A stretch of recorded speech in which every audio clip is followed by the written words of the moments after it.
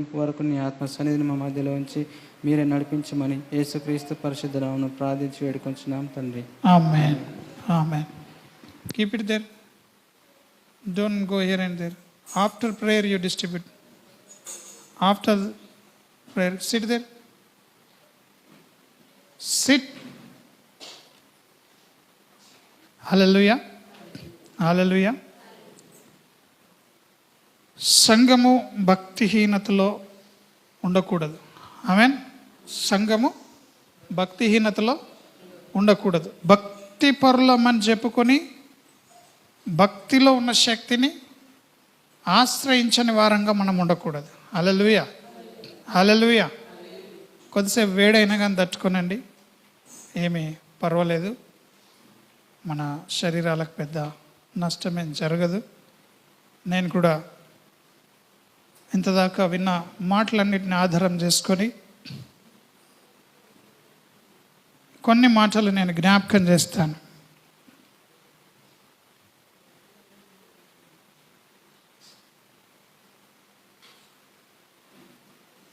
సెటిల్గా సామెతల గ్రంథం తీసుకుందాం. ఇక్కడ కొన్ని దేవుని వాక్యం మనల్ని దేవుని సన్నిధిలో ఆనందంగా బ్రతకడానికి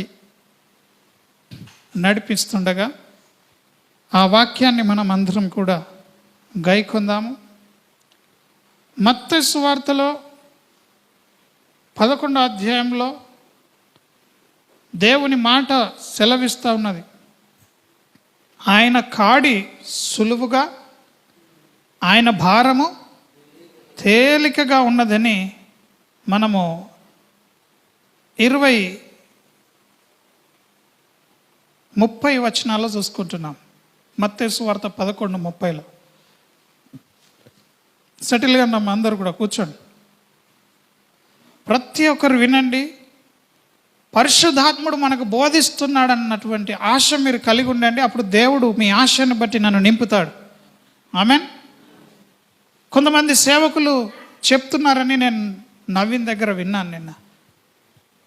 కొందరు రాత్రంతా ప్రయాసపడి ప్రార్థించి దేవుని దగ్గర నుంచి ఆదివారం రోజు ఏం వాక్యం చెప్పాలో దేవుని దగ్గరికి వెళ్ళి తీసుకొని వచ్చి సంఘానికి బోధిస్తారని. ఆమేన్. దేవుడు రాత్రే మాట్లాడతాడా? ఇప్పుడు మాట్లాడా? ఆమేన్. చెప్పండి. రాత్రి వండుకున్న అన్నము ఇప్పుడు తినబెడితే మీరు ఒప్పుకుంటారా? దేవుడు ఫ్రెష్గా మాట్లాడాలా వద్దా? మనకు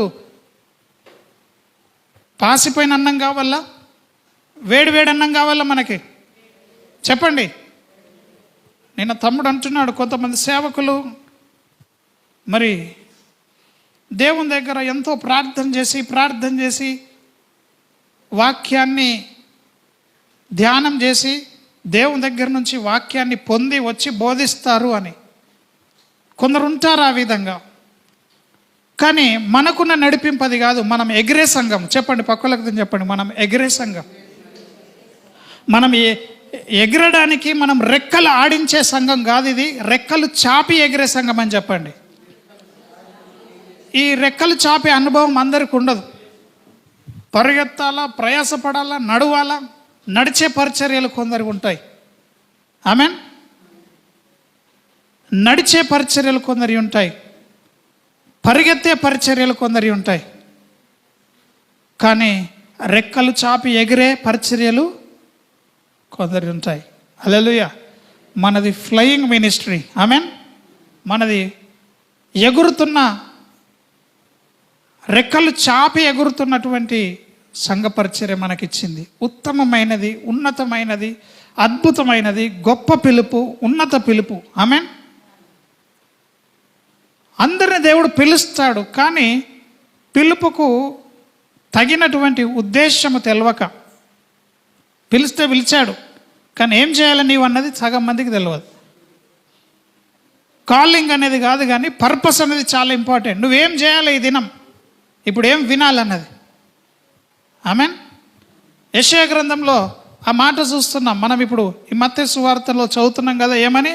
నా కాడి సులువుగాను నా భారము తేలికగా ఉన్నదంటున్న దేవుడు. ఈ కాడి అంటే సగం మందికి తెలియదు. మనము ఎడ్ల బండిని చూసినప్పుడు మెడల మీద కాడి వేస్తాడు కదా. కాడి పాపం ఆ పశువులకు బరువుగా ఉన్నప్పటికీ మన మీద దేవుడు మోపుతున్న కాడి మాత్రము ఎట్లుంటున్నదట? చెప్పండి, ఎట్లుంటున్నది? తేలికగా ఉంటున్నది. ఆ తేలికైన కాడిని దేవుడు ఈ యొక్క మధ్యాహ్న కాల సమయం మన మీద మోపడానికి ఇష్టపడుతున్నాడు. హల్లెలూయా. సో ఎవరు భయపడకండి.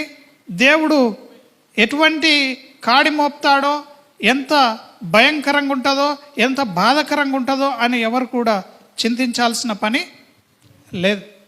దేవుని వాక్యం చెప్తుంది అది సులువుగా ఉంటుంది. పక్కలకు చెప్పండి, దేవుని వాక్యం అనే కాడి ఈ దినం దేవుడు మన మీద మోపుతున్నాడు అని చెప్పండి. మెడ వంచి కాడిని మొయ్యాలట. ఏమన్? మెడ వంచి యవ్వన కాలమున కాడి మోయుట నరునికి మేలు. మరి వయసులో ఉన్నోళ్ళు, ముసలోళ్ళు మొయ్యొద్దా? ముసలి వాళ్ళు? దీపకన్న వాక్యం ఏమంటుంది? యవ్వన కాలమున కాడి మోయుట నరునికి మేలు. ఎంతమంది దేవుని వాక్యాన్ని నెరవేరుస్తున్నారు? మోయడం అంటే చేయడమే. మీరు ఒకవైపు నిలబడితే యేసుక్రీస్తు ఇంకొక వైపు నిలబడితే అప్పుడు ఇద్దరము కలిసి మనం ఏం చేస్తాం? ఆ బండిని ముందుకు లాగగలుగుతాం. క్రీస్తుతో కలిసి మనము పని చేయాలా? ఇక్కడ క్రీస్తు అంటే వాక్యమే. వాక్యంతో కలిసి స్నేహం చేయాలి మనం. ఆమెన్. వాక్యమే నిజమైన మిత్రుడు. ఆమెన్. పక్కలకు చెప్పండి, నిజమైన స్నేహితుడు ఎవరు? వాక్యమే. హల్లెలూయా. నేను నీతో స్నేహించిన, ఏ బాబు నువ్వు ఎండిపోయిన పరిస్థితుల్లో, అడవుల్లో కాలిపోయిన పరిస్థితుల్లో ఉంటే నీతో నేను స్నేహించినానంటున్నది వాక్యం. వాక్యం ఏం చేసింది? మనతో స్నేహం చేసింది. హల్లెలూయా.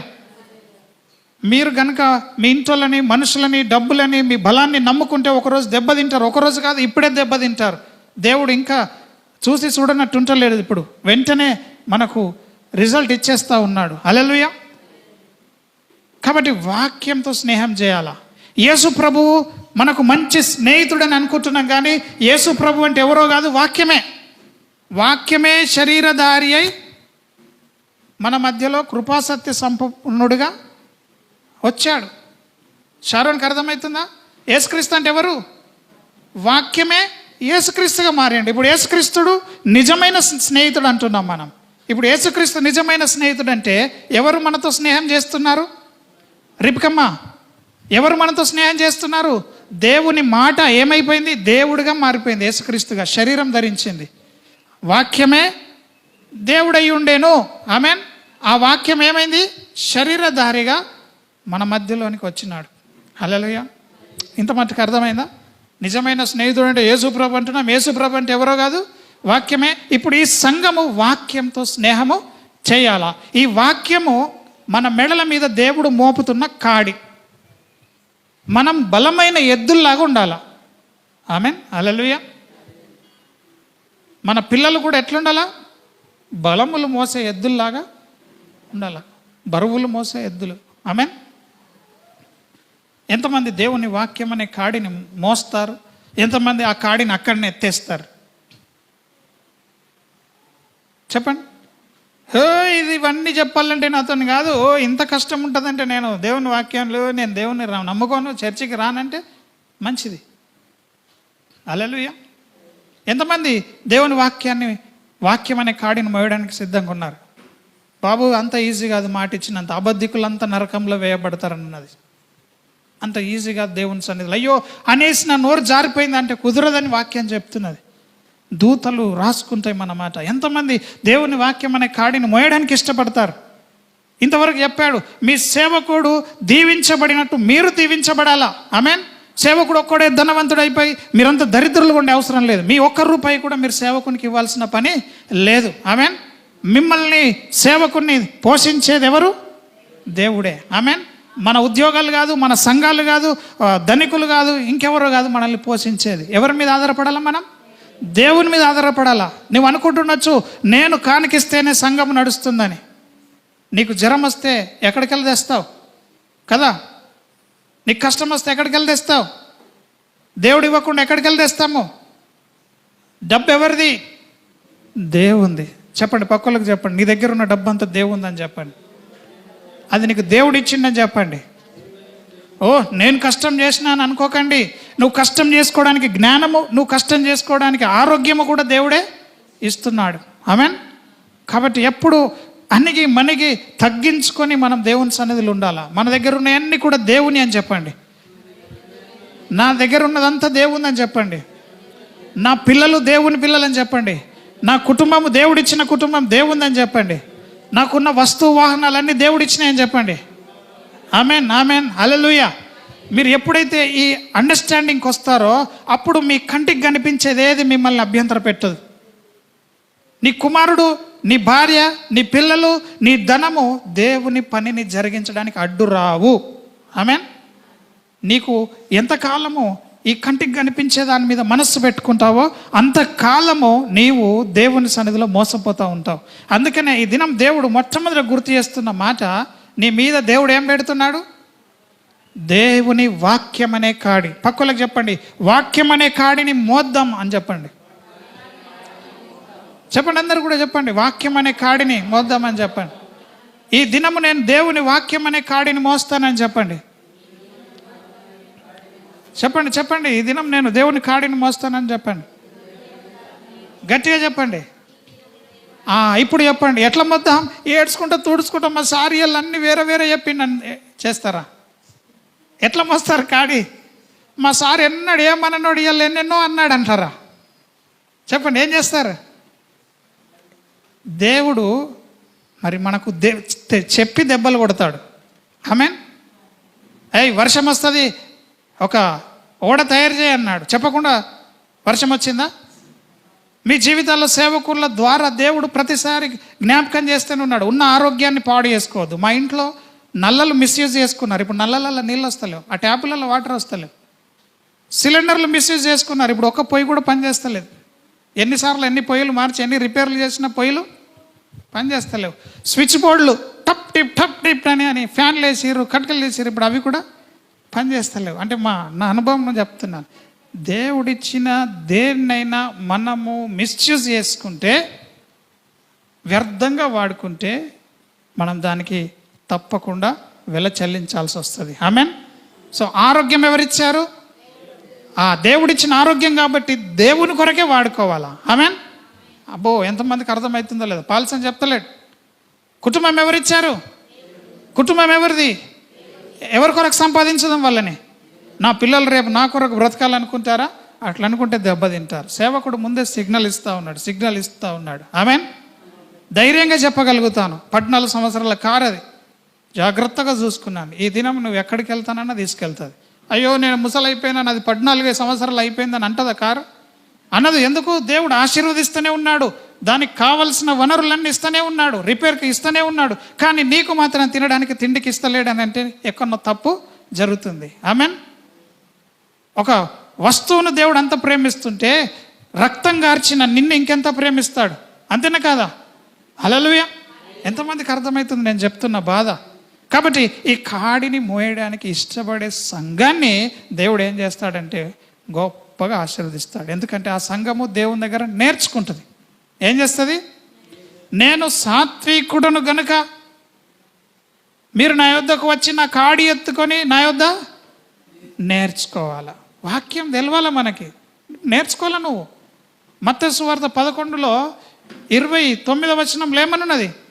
నేను సాత్వికుడను, దీన మనస్సు గలవాడను, నా యొద్దకు వచ్చి నా కాడి ఎత్తుకొని నా యొద్ద నేర్చుకోనండి అంటున్నాడు దేవుడు. దయమనమ్మా, ఇప్పుడు మనందరం దేవుని దగ్గరికి వచ్చినాం, ఇళ్ళల్లో కూర్చుంటే వస్తుందా? రాదు. కాబట్టి దేవుని కాడిని మోసేవాళ్ళు కావాలి. ఎవరు కావాలి? మనుషులు వాళ్ళు చూస్తే వీళ్ళు చూసినప్పుడు మంచిగా బ్రతకడం కాదు. Hallelujah. You Jessie Daniel, get inside. మరలా చెప్తున్నాను, మనుషుల వైపు అసలే చూడకూడదు. మనుషులు చూస్తున్నారు కదా, నీవు దేవుని కాడిని మోయడానికి వీలు లేదు. ఆమెన్. సార్లు ఉన్నప్పుడు, పాస్టర్లు ఉన్నప్పుడు, నీకు కావలసిన వాళ్ళు ఉన్నప్పుడు గొప్పగా నటిస్తావేమో, కానీ దేవుడు అన్నీ చూస్తాడు. కాబట్టి నీకు ఎప్పుడు కూడా ఎవరి భయం ఉండాలా? దేవుని భయం ఉండాలి. కాడి మోసే వాళ్ళు కాడి మోయాలి అని అంటే తల వంచాలి. ఆమెన్. ముందు రెస్పెక్ట్ చేయాలి, దేవుని వాక్యాన్ని గౌరవించాలా. అబ్బో ఇది మా సార్ చెప్పిన మాట కాదు, ఇది అయ్యగారు చెప్పిన మాట కాదు, ఇది దేవుని మాట అని మీరు దేవుని మాటగా తీసుకోవాలా. ఆమెన్. ఇట్లాంటి అయ్యగారులు ఎందరో ఉంటారు, ఎందరో పోతారు, కానీ దేవుని మాట ఎప్పటికీ నిలుస్తుంది. హల్లెలూయా. ఎందుకు ఇంత గట్టిగా నొక్కి చెప్తున్నానంటే, మనము ఉన్నతమైన పిలుపులో పిలువబడ్డాం. మనం పిలువబడిన పిలుపు ఎటువంటిది? ఉన్నతమైన పిలుపు. మనము ఎగురుతున్నటువంటి పరిచర్య అన్నది ఎగిరే పరిచర్య. హల్లెలూయా. రెక్కలు చాపి ఎగిరే పరిచర్య. ఓ రెక్కలు ఆడించి ఆడించి అలసిపోయే పరిచర్య కాదు ఇది. రెక్కలు చాపి ఎగిరే పరిచర్య. ఆమెన్. నీకు ఎదురు గాలి వస్తుంది, కానీ నువ్వు రెక్కలు చేస్తావు. నీ కొరకు ఎదురు దెబ్బ వచ్చినా ఆ దెబ్బను కూడా నువ్వేం చేస్తావు? ఎగరడానికి వాడుకుంటావు. హల్లెలూయా. నీకు శత్రువు నష్టం చేయడానికి వస్తాడు, కానీ నీవు దేవుని కాడిని మోస్తున్నందుకు, వాడిని నీ మీద దేవుని కాడి ఉన్నందుకు నీకు శత్రువు కూడా నీకు మిత్రుడుగా మారిపోతాడు. హల్లెలూయా. నీవు దేవుని వాక్యాన్ని నెరవేరిస్తే నీవు దేవుని దృష్టికి మంచోడు అయిపోతావు. కాబట్టి ఎందరెందరైతే దేవునికి యథార్థంగా కనిపిస్తారో, ఎవరి ప్రవర్తన దేవునికి ప్రీతికరంగా ఇష్టంగా కనిపిస్తుందో, వాళ్ళ శత్రువులందరూ ఏమవుతారట? దేవునికి మనకు మిత్రులైతారు. దాని అర్థమైంది, నిన్ను పాడు చేయడానికి వచ్చిన రోగము నిన్ను ఆశీర్వదించే వెళ్తుంది. ఆమెన్. నిన్ను బాధ పెట్టడానికి వచ్చిన ప్రతి బాధ నీకు మంచి షార్ప్ చేసి వెళ్ళిపోతుంది, నిన్ను పదును పెట్టి వెళ్ళిపోతుంది. ఆమెన్. హల్లెలూయా. అలాగే నీ జీవితంలో కొందరు స్నేహితులు కూడా వస్తారు, పనికి మాలిన స్నేహితులు. ఎప్పుడు చూసినా నీ దగ్గర నుంచే తీసుకుంటారు, కానీ నీకు ఏమి ఇవ్వని వాళ్ళు కూడా వస్తారు. వాళ్ళు నేర్పించేది వాళ్ళు నేర్పిస్తారు, తర్వాత వాళ్ళు వెళ్ళిపోతారు. రిబ్కమ్మ ఏం చేస్తారు? వాళ్ళు నీ దగ్గరికి వెళ్ళి అన్నీ గుంజుకుంటారు, ఒకరోజు కూడా నీకు ఇవ్వరు. అన్నీ లాక్కొని ఎప్పుడు చూసినా నాకు తీసుకురా, తిందాం, పెడదాం, పెట్టు అంటారు. అట్లాంటి స్నేహితులందరూ కూడా నీకు మేలు చేసి వెళ్ళిపోతారు. హల్లెలూయా. అందుకే శత్రువు కూడా నీ మీదకి వచ్చినప్పుడు నీకు మేలు ఎట్లా జరుగుతుందంటే, నీవు దేవుని వాక్యాన్ని నెరవేరుస్తున్నప్పుడు. హల్లెలూయా. నీవు వాక్యాన్ని గౌరవిస్తే పరలోకం నీకు రెస్పెక్ట్ని ఇస్తుంది. హల్లెలూయా. నువ్వు వాక్యాన్ని గౌరవిస్తే దేవదూతలు నీ కొరకు సహాయానికి వస్తాయి. అందుకే వాక్యం అంటుంది, యెహోవా యందు భయభక్తులు కలిగిన వారి చుట్టూ యెహోవా దూత కావలి ఉంటుంది. హల్లెలూయా. ఆయన యందు భయభక్తులు గల వారిని యెహోవా దూత రక్షిస్తాడు. ఆమెన్. ఎంతమందికి అర్థమవుతుంది? ఈ దినము ఆ దూత మన కొరకు కార్యం చేస్తుండగా మనమందరము దేవుని కాడిని మోద్దాం. ఆమెన్. దేవుని వాక్యం మోయడం అంటే అంత ఈజీ కాదు. దేవుడు చెప్పింది చేయాలంటే చాలా కష్టం అనుకుంటారు, వాస్తవమే. కానీ దినదినము ఆయన తన అరచేతిలో మనల్ని ఏం చేస్తున్నాడు? చెక్కుతున్నాడు. ఒక్క రోజులో మనం యేసు ప్రభులాగా మారిపోవట్లేదు. రోజు ఆయన మన మీద పని కలిగి ఉన్నాడు. ప్రభు కిరణ్ దేవుడు ఏం చేస్తున్నాడు? దినం మనల్ని చెక్కుతున్నాడు. ఆమెన్. యేసు ప్రభులాగా కనబడడానికి ఒక్క రోజులో మనం మారిపోతే మంచిదే, కానీ వాక్యం ఏం సెలవిస్తుందంటే దినదినం మనము ఆయన రూపంలోనికి మార్చబడుతున్నాం. హల్లెలూయా. సో దేవుని వాక్యాన్ని ఇష్టపడి సంతోషంగా దాన్ని అంగీకరించాలా కాడిని మోయడానికి. ఈ దినం ఎంతమంది దేవునికి మీకున్న సమస్తమునిచ్చి ఆయనను మయపరుస్తారు? హల్లెలూయా. అన్నీ చేయాలా. దేవుడు అంటున్నాడు, ఏమంటున్నాడో తెలుసా? మీరు కొలిచిన కొలతతోనే నేను మీకు కొలుస్తాను అంటున్నాడు. మీరు ఏం విత్తుతారో అదే పంట మీరు కోస్తానని వాగ్దానం చేస్తున్నాడు. అందుకే యథార్థ హృదయం మనకెంతో అవసరం. దేవుని కాడి మనం మోస్తుండగా మనకు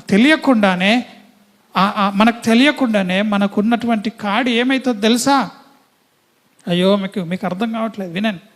ఆ కాడి మన మీద మోపితే బరువు అవుతుందని మనం అనుకుంటున్నాం, కానీ భక్తుడు మొదటి కీర్తనలో అలాగంటలే, యెహోవా ధర్మశాస్త్రం నందు ఆనందించుచు, ఆనందించే సంఘం కావాలా దేవుని వాక్యంలో. ధర్మశాస్త్రం అంటే ఏంటిది?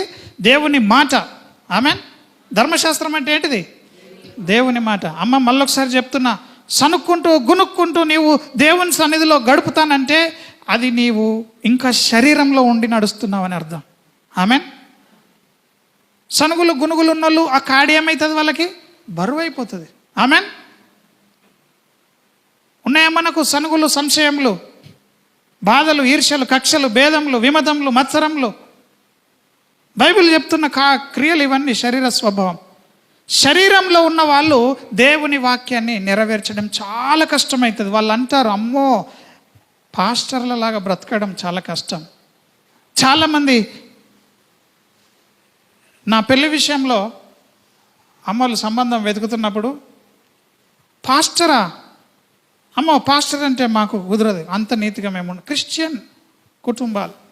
సిగ్గుచేటు, సిగ్గుచేటు. చూడండి, లోకంలో ఉన్నదాన్ని ప్రేమిస్తున్నారు కొన్ని కుటుంబాలు. నేర్చుకోవాలి మనం. కాడిని మోస్తున్నప్పుడు అది మనకు బరువైతుందని కూడా మనం అందుకే విశ్వాసంలో అడిగేసేయాల. ఫలితం గురించి ఆలోచించద్దు. ఫలితం గురించి ఆలోచించాడు ఎన్నడూ కూడా వర్షం వస్తుందేమో, నా పంట నష్టమవుతుందేమో అనుకున్నాడు విత్తనాలు ఎప్పుడు చేతులనే పట్టుకుంటాడు. ధైర్యం చేసి విత్తనాడికి ఏమొస్తుంది? పంట వస్తుంది. ఆమెన్. రోడ్డు మీదకి ఎక్కితే యాక్సిడెంట్ అవుతుందేమో అని కారు ఇంట్లోనే పెట్టుకున్నాడు, ఏ ప్రయాణము చేయలేడు. హల్లెలూయా. సో పిరికి వాళ్ళు దేవుని రాజ్యంలో ఎప్పటికీ వారసులు కారు. పిరికి వారు కూడా అగ్నిగుండంలో వేయబడతారు. స్వార్థపరులు, బింకములాడువారు, అబద్ధములు చెప్పేవాళ్ళు, కొండేలు చెప్పేవాళ్ళు అంతా నరకంలోకి వెళ్ళిపోతారు. కాడి మోసే వాళ్ళ జీవితాలు ఎట్లుంటుందంటే, కాడి మోయలేమని తెలిసిన సేవకుడు చెప్తుండే కాబట్టి ఈ రోజు నుంచి దేవా నాకు ఇష్టమే, నువ్వు నాకు జర సహాయం చేయి అంటే, నువ్వు సహాయం చేయని ఆ కాడిని మెడ మీద మోపుకున్నప్పుడు ఆ కాడే నిన్ను మోస్తుంది. అర్థమవుతుందా? ఆ కాడి నిన్నే మోస్తుంది, నువ్వు కాదు కాడిని మోయడం. ఎంతమందికి అర్థమవుతుంది? దేవుని వాక్యం అనే కాడిని నువ్వు ఇష్టపడ్డప్పుడు ఆ వాక్యమే పెంట కుప్పలో ఉన్న నిన్ను పైకి లేపుతుంది. నువ్వు లేపుతావా వాక్యాన్ని? వాక్యం లేపుతుందా నిన్ను? నేను వస్తేనే ఇక్కడ మంచి సేవ జరుగుతుందంటే వ్యర్థుడా. నువ్వు దేవునికి ఏమాత్రం అవసరమే ఉండదు. దేవునికి ఎందరో ఉన్నారు. హల్లెలూయా. చేసేది దేవుడే. కాబట్టి నేను కాడి మోస్తున్నాను అని ఎవరు గర్వించే అవసరం లేదు. ఎందుకంటే ఆ వాక్యమే నిన్ను భరిస్తుంది. ఆ వాక్యమే నీకు ఆదరణ ఇస్తుంది. ఆ వాక్యమే నిన్ను పోషిస్తుంది. శారమ్మ ఏం చేస్తుంది? ఆ వాక్యమే నిన్ను నిలబెడతా ఉంది. అర్థమవుతుందా సురేష్? ఇంకెప్పుడు రియాలిటీలోకి వస్తారు. ఎప్పుడు చూసినా ఇవే రోగాలు, అప్పు సమస్యలైనా వీటి నుండి మనం ఎప్పుడు విడుదల పొందేది? యేసు ప్రభు కొంచెం వాక్యం చెప్తే కుంటోని బాగు చేసిండు, కొంచెం వాక్యం చెప్తే గుడ్డోని బాగు చేసిండు, కొంచెం వాక్యం చెప్పగానే చచ్చినోని లేవచ్చిండు. సంఘంలో జరగాల. వాక్యం ఊరికనే చెప్పట్లేదు మనం. ఇక్కడ అప్పు సమస్యలు ఉన్న వాళ్ళందరూ ఈ దినం ఆ కాడి విరిగిపోవాలా. ఆమెన్. అప్పులు మోసే వాళ్ళంతా ఈరోజు నా అప్పులు కాదు ప్రభువా, నా అప్పులన్నీ నీకు అప్పచెప్తున్నా, నీ వాక్యాన్ని మోస్తానని ఒప్పందం చేసుకున్నాండి. ఈ దినం నుండి సేవకుడి నోటి నుండి వచ్చే ప్రతి మాట మేము వింటాం. ఆమెన్. ఎందుకు సేవకుడి నోటి నుండి వచ్చే ప్రతి మాట అంటున్నానంటే, ఇది బైబిల్ గ్రంథం. ఇది ఒక బియ్యం సంచి లాగా, ఒక రైస్ బ్యాగ్ లాగా. ఒకటే రోజుల రైస్ బ్యాగ్ అంతా తినేస్తామా? మనకెంత అవసరమో అంత తీసుకుంటాం, ఉడికించుకుంటాం, తింటాం. సో ఈ దినం మనకు అవసరమైన మాటలు దేవుడు మాట్లాడుతుండగా ఈ కాడిని మనం మోయడానికి ఇష్టపడాలా. ప్రార్థన చేస్తాడు ఆనోకంటే నెక్స్ట్ వీక్ అన్నాడు. సిగ్గుచేటు. అప్పటిదాకా ఉంటామా పోతామా కూడా తెలియదు. ఎందుకు అంత గ్యారంటీ వచ్చే వారం దాకా నేను బ్రతికి ఉంటానని క్రైస్తవులకు ఎందుకు ఆలోచన వస్తలేదు? ఈ రాత్రి నీ ప్రాణం అడుగుతున్నానంటాడు దేవుడు. ఏం చేస్తావు? దేవుడు అంటే బొత్తిగా భయం లేదు. 36వ కీర్తనలో ఆ మాట ఉంటున్నది. భక్తి హీనతలోనికి వెళ్ళిపోతుంది సంఘం అంతా. తీయండి ఒకసారి ఆ మాట, చూస్తారా? ఒకసారి చూడండి. 36 సామ్లో 1వ వచనం. భక్తిహీనుల హృదయంలో అతిక్రమము దేవోక్తి వలె పలుకుచున్నది. ఎంత మోసం అయ్యా! బిడ్డలు, సంఘం అందరు జర జాగ్రత్త. భక్తిహీనుల నోట్లో దేవుని వాక్యాలు వలుకుతున్నారట. ఏడుకోతున్నావురా? చర్చికి వెళ్తున్నా, మంచి మాటనే, కానీ భక్తిహీనత. నువ్వు ఫలించకపోయినా నీకు అర్థం కావట్లే. నువ్వు చెట్టులాగా పచ్చగా ఉన్నా కానీ ఫలములు లేకపోతే దేవుడు దాన్ని కూడా నరికేస్తున్నాడు. నాకు తలాంతులు లేవన్నోని కూడా చంపేస్తున్నాడు. ఒక తలాంతున్నోని కూడా దేవుడు ఏం చేశాడు? నరికేయండి అన్నాడు. ఎంతమందికి అర్థమవుతుంది? ఒక్కొనికి 5 తలాంతులు ఇచ్చి, ఇంకొకనికి 2 తలాంతులు ఇచ్చి, ఇంకొకనికి 1 తలాంతునిస్తే వీళ్ళిద్దరూ 5కి 5 సంపాదించిర్రు, 2కి 2 సంపాదించిర్రు 100 ఈ ఒకటి ఉన్నాడు మాత్రము దాన్ని తీసుకుపోయి భూమిలో దాసపెట్టిండు. ఆమెన్. ఎదగని వాణ్ణి కూడా దేవుడు ఏం చేస్తాడట? నరికేస్తున్నాడు. భక్తిహీనులు వచ్చి చేతులెత్తి స్తుతిస్తారు కానీ వాళ్ళ లోపల బూతులు ఉంటాయి, కోపం ఉంటుంది, అహంకారం ఉంటుంది, అసహ్యం ఉంటుంది. మన భాషలో చెప్పాలంటే అహంకారం, ఈగో, నేను అనే స్వభావం ఉంటుంది. దయచేసి మీరు చూస్తున్న ఈ సేవకునికి నేను అనే స్వభావము లేకుండా జాగ్రత్త పడుతున్నాను. ఆమెన్. దేవుణ్ణి అడుగుతున్నా, దేవా ఎంత విరుస్తావు అంత విరుచుమని నిజంగా అడుగుతున్నాను. అది మన వల్ల కాదు. మనిషి అయి పుట్టినాక కొంచెమన్నా రోషం ఉండాలంటారు కదా, అది మనకు ఉంటుంది. కానీ దేవుని దగ్గర అది కూడా విరగొట్టుకునే వాళ్ళు కావాలి. విరిగి నలిగిన హృదయములను దేవుడు ఇష్టపడుతున్నాడు. ఎవడు నా మాట విని దీనుడై నలిగిన హృదయం గలవాడై ఉన్నాడు వానినే నేను చూస్తాను అంటున్నాడు దేవుడు. యెషయా గ్రంథంలో చెప్తున్నాడు. ఎవరు? దీనులు. కాడెవరు మోస్తారు? దీనుడు. ఆమెన్. ఇప్పుడు ఇక్కడ ఈ వాక్యంలో ఏమన్నది? భక్తిహీనులు. సంఘంలో ఎవరిలో వెతికిన భక్తిహీనత దొరకద్దంటే, అబ్బో దీపం కిందనే చీకటి ఉన్నట్టు, సేవకుని దగ్గరనే చీకటి కనిపించినట్టు సంఘం అంతా చీకటి కనిపిస్తూ ఉన్నది. కళ్ళు గుడ్డి అయితే శరీరం అంతా గుడ్డిదే అని చెప్తుంది వాక్యం. కళ్ళు గుడ్డి అయిపోతే శరీరం అంతా. సో నీ శరీరానికి నీ జీవితానికి వెలుగు నీ కన్నే కాబట్టి జాగ్రత్త చూసుకోవాలా. ఆమెన్.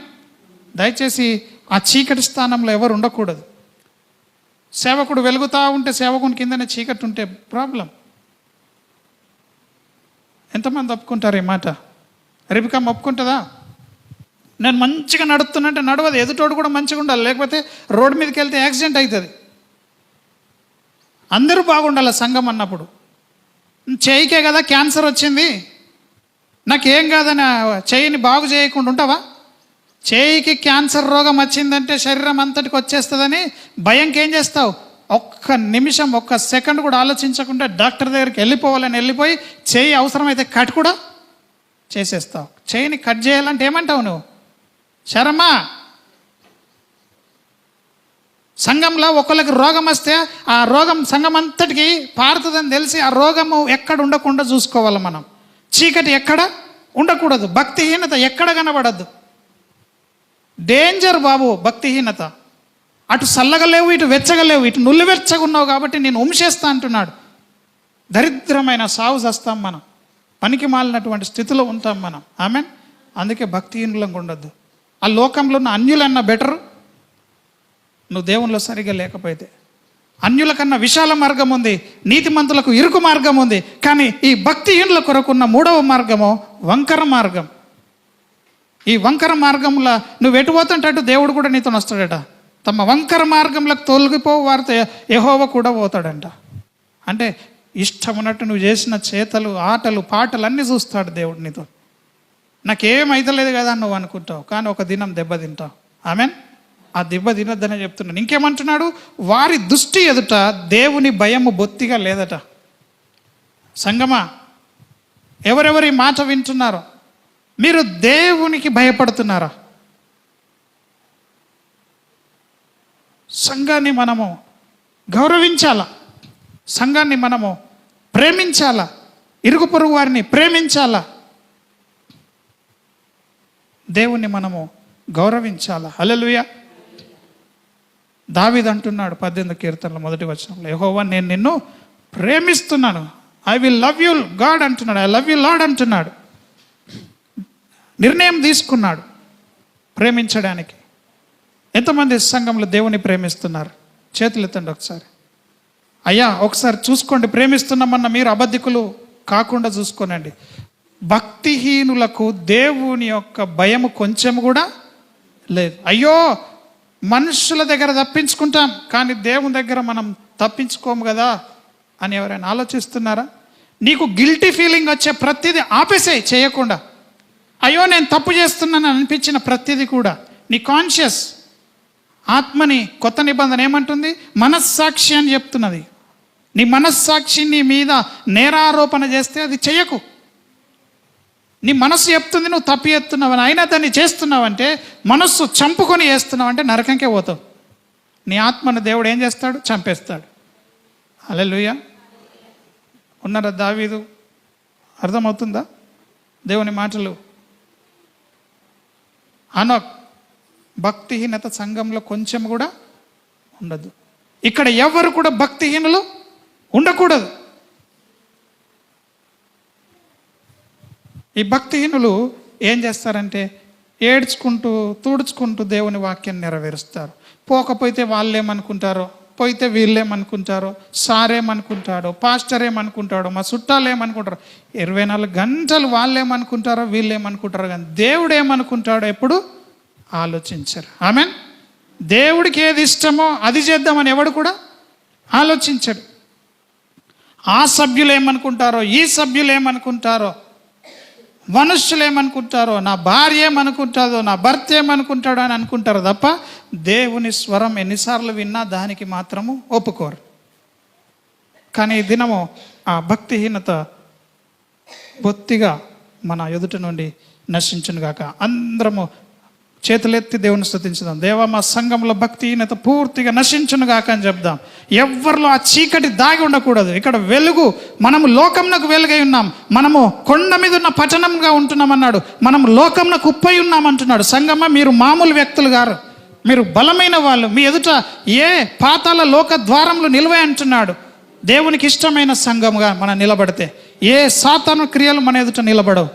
కాబట్టి అందరము కూడా, ప్రభు మా సంఘంలో భక్తిహీనతను దూరం చేయండి నాయన, దాన్ని మేము పెరికేస్తున్నాం. ఈ లోకంలో ఉన్న మనుషుల్లాగా మేము బ్రతకద్దు నాయన. నీ కాడి మోయడానికి సహాయం దయచేయండి. ఈ కాడి మోద్దాం. Amen, amen, amen. దేవుడు మిమ్మల్ని దీవించును గాక. హల్లెలూయా. ఈ కాడి మోస్తున్న వాళ్ళ పైనకి ఏమొస్తుందో ఈ సమయంలో విందాం. ఆమెన్. ఈ కాడి మోస్తున్నప్పుడు ఈ కాడియే నిన్ను మోస్తుంది. ఎందుకంటే దేవుడే నిన్ను తన అరచేతుల్లో మోస్తాడు. ఆమెన్. గద్ద రెక్కల మీద దేవుడు ఇశ్రాయేలు ప్రజలను తీసుకొచ్చిండట. సో దేవుని రెక్కలు మనకు ఆశ్రయంగా ఉంటాయి. పక్కలకు చెప్పండి, దేవుడే మనల్ని మోస్తాడని చెప్పండి. దేవుడే మనల్ని మోస్తాడు. ఆమెన్. కానీ నీవు ఈ దినం నిర్ణయం తీసుకోవాలా. ఒక్కసారి నోరు తెరిచి దేవునికి చెప్పాలి, అయ్యా నా బుద్ధిహీనతనే వింటున్నాను కానీ నెరవేర్చట్లేదు. ఎన్నోసార్లు సేవకుల చేత వింటున్నాను కానీ నేను నెరవేర్చట్లేదు. దయచేసి వినండి. యేసు ప్రభు అంతటి వాడు, ఆ కాడిని మోస్తున్నటువంటి యేసు ప్రభు దేవుని దయ మనుషుల దయందు వర్ధిల్లినాడు. ఆమెన్. ఈ సంఘము కూడా దేవుని దయందు వర్ధిల్లాల, మనుషుల దయందు వర్ధిల్లాల. ఆమెన్. పక్కలకు చెప్పండి, నన్ను దేవుడు చూస్తే కాదు మనుషులు కూడా చూసి సాక్ష్యం చెప్పాలని చెప్పండి. దేవుడు ఒక్కడు చూస్తే చాలదు మనకు. దేవుని దయ ఉంటేనే కాదు, మనుషుల దయ కూడా మనకు ఎంతో అవసరం. ముందు దేవుని దయను సంపాదించుకున్నప్పుడు నీ జీవితంలో మనుషుల దయను దేవుడు ఆటోమేటిక్గా ఇస్తాడు. ఆమెన్. ముందు ఎవరి దయ సంపాదించుకోవాలా?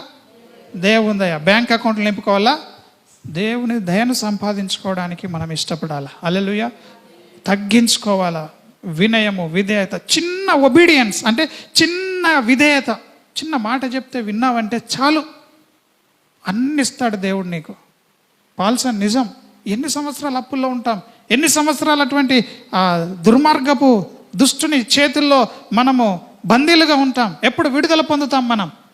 అభిషేకం యొక్క అర్థమైంది బలవడం, కొవ్వు అన్నట్టు. అభిషేకం అంటే ఏంది? కొవ్వు విరిగి పెద్దగా మన మెడకున్న కాడి విరిగిపోవడం. ఆమెన్. అభిషేకము కాడిని ఏం చేస్తుంది? విరగ్గొడుతుంది. దుష్టుని కాడులన్నిటిని విరగ్గొట్టేది ఏంటిది? దేవుని అభిషేకమే. హల్లెలూయా. మీకు అనిపించదు ఎప్పుడు మీరు నడుస్తుంటే దేవుని యొక్క ఆత్మ రాలినట్టు, దేవుని సన్నిధి మీతో ఉన్నట్టు మీరు ఎప్పుడైనా అనుభవిస్తున్నారా? అది ఈ శరీరాన్ని పట్టుకుంటున్నారా? ఈ శరీరానికి మెదడు మాత్రమే ఉంటుంది. శరీరానికి ఏముంటుంది? మెదడు ఉంటుంది. ప్రాణానికి ఏముంటుంది? మనస్సు ఉంటుంది, మైండ్ ఉంటుంది. హల్లెలూయా. మరి మనం ఆత్మానుసారులుగా ఉండాలంటే మన మైండ్ అంతా మారు మనస్సు పొందాల. నీ మైండ్ మారకపోతే నీ ఆత్మకు అన్నము దొరకదు. హల్లెలూయా. ఆత్మ దేవుని సంబంధమైంది. నీ మైండ్ దేవునికి ఇష్టంగా ఉంటే ఆత్మ ఈ వాక్యం అంతా కూడా తీసుకుంటుంది. నీ మైండ్ మారకపోతే ఈ మాటలన్నీ ఉట్టి మాటలుగానే ఉంటాయి. ఈ మాటలు ఉట్టి మాటలు కాదు, ఈ మాటల్లో జీవం ఉంది. హల్లెలూయా. నువ్వు మోస్తున్న కాడి, నువ్వు వింటున్న వాక్యంలో ఏముంది? జీవం ఉంది. మనుషుల దయ, దేవుని దయ మనము సంపాదించుకోవాలా. సామెతల గ్రంథం 3వ అధ్యాయం తీసుకుందాం. ఉదయం దేవుడు నాకు ఇచ్చిన ప్రత్యక్షతల నుండి మాట్లాడుతున్నాను. చాలామందికి తెలియదు మనుషుల దయ, దేవుని దయ, మనుషుల దయ ఎలా సంపాదించుకుంటామా. దేవుని కాడిని మోస్తున్న ప్రతి ఒక్కరు కూడా దేవుని దయను సంపాదించుకుంటారు. దేవుని దయను సంపాదించుకున్న ప్రతి బిడ్డ కూడా మనుషుల దయను సంపాదించుకుంటారు. మీరన్ని కథలు వింటున్నారేమో, అవన్నీ వినకండి, వాక్యాన్ని నమ్మండి. ఎవరో చెప్పినవి వినకండి, వాక్యంలో ఉన్నది నమ్మండి. ఏమనున్నది? నా కుమారుడా, నా ఉపదేశమును మరువకము, నా ఆజ్ఞలను హృదయపూర్వకంగా గైకొనుము. ఆమెన్. హృదయపూర్వకంగా గైకొనాల మనం. అవి దీర్ఘాయువును సుఖజీవంతో గడుచు సంవత్సరములను శాంతిని నీకు కలగజేయును. ఎంత ఈజీగా చెప్తున్నాడు. దేవుని మాటలట మర్చిపోవద్దట. ఎలిజబెత్ అవ్వ ఏం చేయదు? దేవుని మాటలు మర్చిపోవద్దు. దేవుని మాటలు మర్చిపోయే సంఘంగా మనం ఉంటున్నాం. మర్చిపోవడం అంటే ఏంది? లెక్క చేయకపోవడమే. మర్చిపోవడం అంటే అర్థం ఏంటిది?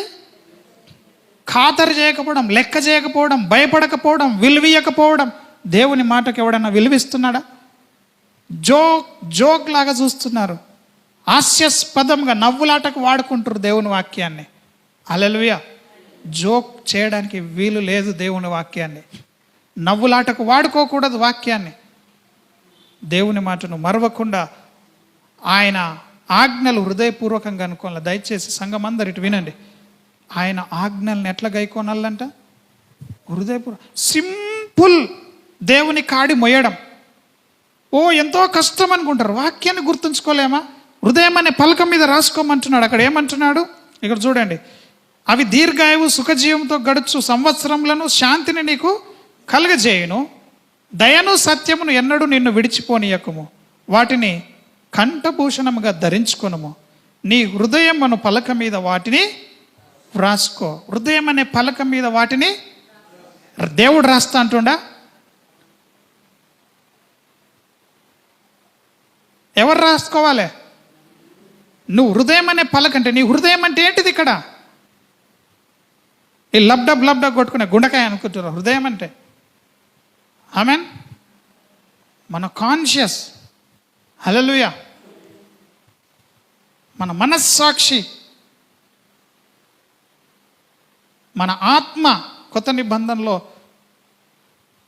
అర్థం చేసుకుందాం. మనస్సాక్షి అంటే ఇక్కడ ఆత్మ. మన మనస్సు మనస్సాక్షి.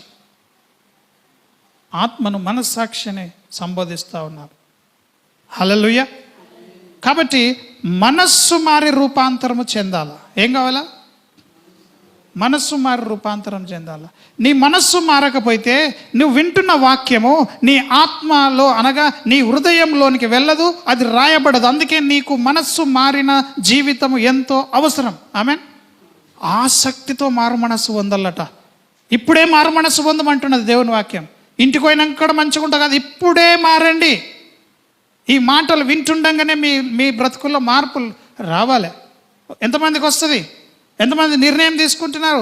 ఈ రోజు నుంచి దేవుని కొరకే, లేకపోతే వచ్చే వారం దాకా నువ్వు ఉంటావు ఉండవు నాకు తెలియదు. సేవకునిగా నేను ఆ దర్శనంలో స్ట్రిక్ట్గా చెప్తున్నాను. దేవునికి మరి పనికిరాని వాళ్ళు అవసరం లేదు.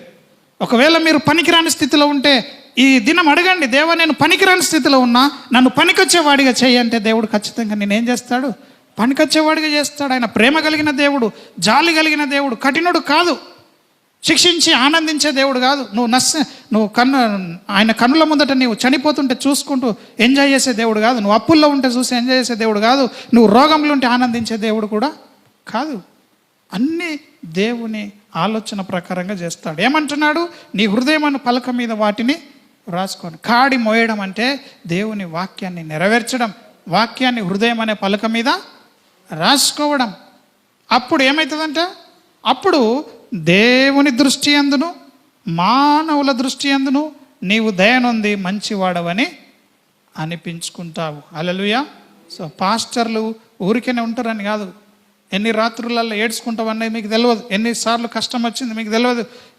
మంచి నిద్రలు ఉన్నప్పుడు ఎవడు ఫోన్ చేసి డిస్టర్బ్ చేసేది కూడా తెలియదు. ఎన్నో కష్టాలు ఉంటాయి. చేతిలో డబ్బు ఉంది తెలియదు, డబ్బు లేని తెలియదు, తిన్నది తెలియదు, తిన్నది కూడా తెలియదు. ఊరికనే మా పాస్టరు మస్తు లోడెడ్గా ఉన్నాడు, డబ్బులు ఉన్నాయని అనుకోవద్దు. ఆమెన్. హల్లెలూయా. పాస్టర్ని చూసి ఈర్షపడద్దు, కానీ పాస్టర్ లాగా దేవుని దీవెనలు పొందుకోవాలని ఆశించాలా. ఆమెన్. మరి ఆయన ఎట్లా దేవుని దీవెన పొందుకుంటుండు? మేమైతే ఏం సపోర్ట్ చేస్తలేం, మేమైతే ఎక్కడ ఆయనకు సహకరిస్తలేం, మేమైతే ఎక్కడ కూడా మా సంఘము ఏమి చేస్తలేదు. అయినా సేవకుడిని దేవుడు ఎందుకు బ్రతికిస్తున్నాడు, ఎట్లా నడిపిస్తున్నాడని మీరు ఆలోచన చేసి సేవకుడు ఎట్లా దేవుని దీవెనలు పొందుతున్నారో మీరు కూడా అలాగే దీవెనలు పొందడానికి ఆశించాలి, కానీ సేవకుడిని చంపేయడానికి చూడొద్దు. హల్లెలూయా. క్రైస్తవుల్లో ఉన్న పెద్ద చెడ్డ లక్షణం అది. ముందు నడిచేవాడిని ఏం చేస్తారు? వెనుకున్నాడు పొడిచి పాడేస్తాడు. హల్లెలూయా. ఎందరో నాయకులను పాస్టర్లని బయటోడు కాదు చంపేది, లోపల ఉన్నాడే చంపేస్తాడు. బయటోడు చంపినా సంతోషమే, కానీ ఇంటోడే చంపి పడేస్తాడు. హల్లెలూయా. అర్థమవుతుందా? క్రైస్తవుల్లో గొప్పగా ముందుండి నడిచే వాళ్ళను క్రైస్తవులే చంపుకొని యుద్ధం గెలవాలనుకుంటారు. గెలుస్తారా? యుద్ధంలో ముందు నడిచి యుద్ధం మంచిగా చేస్తూనే ఎన్నుకున్న మనోడే ఓడిచేస్తే యుద్ధం గెలుస్తారా? సో క్రైస్తవ లోకం ఇది నేర్చుకోవాలి. సొంత సహోదరులను, నాయకులను, గొప్ప గొప్ప దేవుని బిడ్డలను తమను తామే చంపుకుంటున్నారు. హల్లెలూయా. ఇప్పుడు మీరు కూడా సేవకుని మీద కొంచెం ఈర్ష పెట్టుకున్నా కానీ మీరు కూడా ఏం చేసినట్టు? సేవకుని చంపుకున్నట్టే. హల్లెలూయా. హల్లెలూయా. ఎంతమంది సంతోషంగా ఉన్నారు? ఈ దినం మనం కాడి మోయాల. ఎవరైతే దేవుని దయను మనుషుల దయను పొంది ఉంటారో వాళ్ళు పక్షిరాజు లాగా రెక్కలు చాపి పైకి ఎగురుతారు. ఆ పరిచర్యను దేవుడు మనకిచ్చినాడు. అది మూలము. ఈ పరిచర్యకి మూలం ఏంటిది? ఈ రాయి ఒకప్పుడు నిషేధించబడ్డది. ఈ సేవకుని ప్రతి ఒక్కరూ త్రోసివేసినారు, లెక్క చేయలేరు. నిషేధించబడిన రాయి మూలకు తలరాయి అన్నట్టుగా యేసు ప్రభువును గురించిన ప్రవచనము ఈ సంఘంలో నెరవేరింది. దేవుడు ఈ సేవకుని ఆ విధంగా నిలబెట్టినాడు. ఆమెన్. ఎవరికి అర్థం కాలే సేవకుని జీవితం, కానీ సంఘం తెలుసుకోవాలా. ఆమెన్. సేవకుని సంతోషంలో ఉండే సంఘమే కాదు, దుఃఖంలో కూడా నిలబడే సంఘము కావాలా. ఆమెన్. దుఃఖం అంటే ఏదో నా పర్సనల్ పనులు చేయడానికి కాదు. మీరు సంఘంలో ప్రతి ఒక్కరు బాగుండాలని రోదన చేసేదాకా ఎదగాల, కన్నీటి ప్రార్థన చేసేలాగా ఉండాలి. హల్లెలూయా. పక్కలకు చెప్పండి, ఎప్పుడన్నా కన్నీళ్ళు వస్తే నువ్వు ప్రార్థన చేస్తాను అడగండి. కమని అడగండి. ఎప్పుడన్నా కన్నీళ్ళు వస్తాయా నీకు? ఎప్పుడన్నా కన్నీళ్ళు వస్తాయా మీకు ప్రార్థన చేస్తే? పక్కల కొరకు, సంఘం కొరకు చెప్పండి. ఎప్పుడన్నా కన్నీళ్ళు వస్తాయా? ఒకవేళ కన్నీటి ప్రార్థన లేకపోతే కన్నీటి ప్రార్థనను అలవర్చుకొనండి, నేర్చుకొనండి, దేవుణ్ణి అడగండి. ఆమెన్. ఓ మన ఇంటోడు చచ్చిపోతే ఏడదాం, పక్కోడు చచ్చిపోతే నవ్వుదామా? అది ఎప్పుడు క్రైస్తవులు కాదు, అది జీవితం. ఆ ఎదిగే స్థితిలోనికి రావాలి. అందుకే నేను ఈ మాటతో ముగిస్తున్నాను. ఏమంటున్నానంటే, దేవుని దయ మనుషుల దయ ఎవరి మీద అయితే ఉంటుందో వాళ్ళ భక్తి శక్తి కలిగిన భక్తి ఉంటుంది. ఆమెన్. వాళ్ళు వాక్యం చెప్తారు, అక్కడ చూపిస్తారు. ఆమెన్. అద్భుతములు జరుగుతూ ఉంటాయి. హల్లెలూయా. అద్భుతములు ఏమవుతాయి? జరుగుతూ ఉంటాయి. యెషయా గ్రంథం తీసుకుందాం. ఇప్పుడు ఈ దేవుని దయలో మనము అంతకంతకు ఎదుగుతూ ఉన్నాం. హల్లెలూయా. సో ఎవ్వరం కూడా 40 అధ్యాయం తీసుకుందాం. యెషయా 40. Thank you lord. 31వ వచనం. యెషయా గ్రంథం 40:31 వచనంలో ఈ మాట చదువుతున్నాను. యెహోవా కొరకు ఎదురు చూచువారు నూతన బలము పొందుతారు. వారు పక్షిరాజు వలె రెక్కలు చాపి పైకి ఎగురుతారు. అలయక పరిగెత్తుదురు, సొమ్మసిల్లక నడిచిపోదురు. ఇక్కడ చూడండి, ఫస్ట్ పరిచర్య అక్కడ ఏంటిదట? రెక్కలు చాపి పైకి ఎగిరే సంఘం ఉన్నది. రెండవ సంఘము చూపిస్తున్నాడు, అలయక పరిగెత్తే సంఘం ఉన్నది. మూడవ సంఘం ఉన్నది ఇక్కడ, మూడవ గుంపు సొమ్మసిల్లక నడుస్తున్నారు. హల్లెలూయా, హల్లెలూయా, హల్లెలూయా. లూకా సువార్తలో చెప్పినట్టు ఆ విత్తనములు చల్లినటువంటి ఆ పొలములో ఒకడు 100 ఫలించిండు, ఒకడు 60 ఫలించిండు, ఒకడు 30 ఫలించిండు. చెబుదాం అందరం కూడా, 100, 60, 30. ఇప్పుడు ఈ 100 స్థానంలో రెక్కలు చాపి ఎగిరే పరిచర్య ఉన్నది. మొదటి స్థానంలో రెక్కలు చాపడం అంటే నువ్వేం కష్టపడద్దు, శత్రువులే నిన్ను పైకి తీసుకెళ్తారు. Your enemies are your elevators అన్నట్టు నీ శత్రువే నిన్ను ఏం చేస్తాడు? ఎవరైనా శత్రువులు ఉంటే నేను నాశనం అయిపోతా అనుకోకండి. శత్రువులు ఉంటేనే నీవేమవుతున్నావు? పైకి ఎదుగుతున్నావు. హల్లెలూయా. శత్రువులు ఉండడం వలననే మనం పైకి ఎదుగుతాం. సో ఆ విధంగా ఈ యొక్క కరెంట్స్ అన్నిటినీ, ఈ గాలిని, ఈ తుఫాన్ వస్తున్న గాలి తుఫాన్ని వాడుకొని ఆ యొక్క పక్షిరాజు అంటే మన భాషలో డేగ, గ్రద్ద ఏం చేస్తుంది? రెక్కలు చాపి పైనే ఉంటుంది. మనకు కష్టపడుతుందా? సో మనము ఆ కరెంట్స్ని, ఆ గాలిని, ఆ పరిశుద్ధాత్మని యొక్క సన్నిధిని మనం ఎప్పుడు కూడా మనస్సు ఉంచాల. ఆమెన్. దేవుడు ఎక్కడ పోతున్నాడు, దేవుని సన్నిధి ఎటు పోతుంది, సంఘం ఎటు పోతున్నదని. ఇక్కడ ఎవరికైనా సోయి ఉన్నదా? ఎవరికైనా జ్ఞానం ఉన్నదా? సంఘంలో ఏ ప్రార్థన జరుగుతుంది, నేను ఏ ప్రార్థనలో అటెండ్ అవుతున్నాను, ఉపవాసంలో అటెండ్ అవుతున్నానా, రాత్రి ప్రార్థనలో అటెండ్ అవుతున్నానా, ఎందులో మనము ఉండాలా? 100 ఉండాలా, 60 ఉండాలా? ఎలాగుందాం మనం? 100. హల్లెలూయా. 100 మనం ఫలించే సంఘంగా ఉండాలి అని అంటే మనం పూర్తిగా దేవుని మీదనే నేర్చుకోవాలి. దేవుని మీద ఆధారపడి పనులు చేయడము నేర్చుకోవాలా. దేవుడు చెప్తేనే చేయాలా, కూర్చోమంటే కూర్చోవాలా, నిలబడమంటే నిలబడాలా. ఆయన సెలవుతోనే మనం ప్రతిదీ చేయాలి. కనుక అందరం కూడా లేచి నిలబడదాం.